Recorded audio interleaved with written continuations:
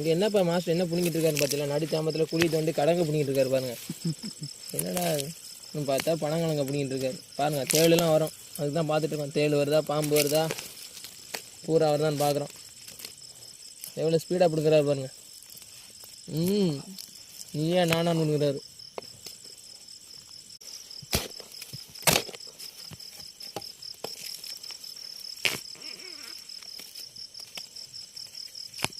என்னதான் மஜா இது.